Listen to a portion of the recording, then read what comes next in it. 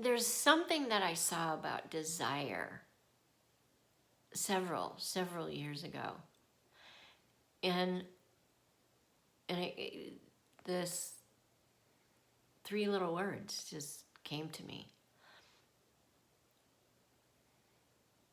Probably from this greater intelligence, this deeper sense and knowing of who I am. It's probably came from that well, that inspired divine access that we all have to wisdom. And it is, desire is divine. So I think that, I'm going to say women just because I'm a woman and I work with a lot of women, but it's not, unique to just women. But that is an experience of not really allowing ourselves to really want what we want. All kinds of reasons. I hear all of them. Most of them, not all of them, but most of the ones I hear at some point were really true for me. And maybe to a degree, a couple of them still are. So, first of all, why do I think, and why do I see? Why did I see this? Desire is divine. Well, because we are creative beings. The life force that animates all of life has to create. That's its nature. And that's our nature. That's who we are. Now, you might be, I used to ask my clients, like, what do you want to create? And they would go, huh? Like, I'm not creative. Like, no, I just want a better relationship with my husband. Well, there you go. That's creativity. That's a desire. Why do I think it's divine? Because life wants to live you, live through you, live as you. See something that doesn't exist, okay? EI, beautiful, loving, compassionate, deep, connected relationship with your spouse, partner, come into being that didn't exist before. That's how life works. That's how we're made. That's our divine engineering. We can't not create.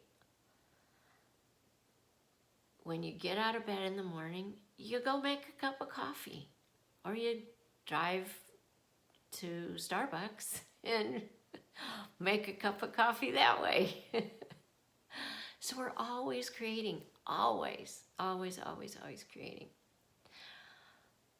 So why I'm bringing this up here is because back to how it connects to, we don't allow ourselves to want what we really want.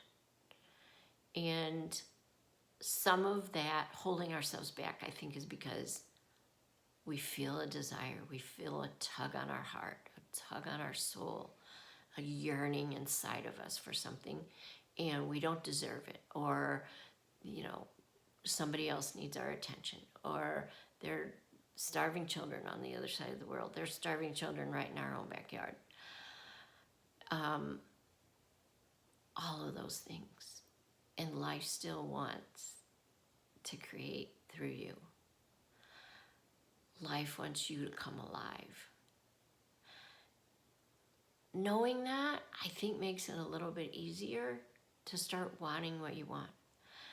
To realize if it's God energy that wants to see creation come through you and see you be as the creator that you are, well then, why are you holding back?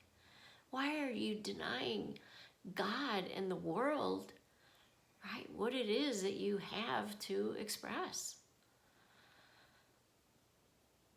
Yeah, it's big. When I saw this, it was really, really big. It's like permission granted.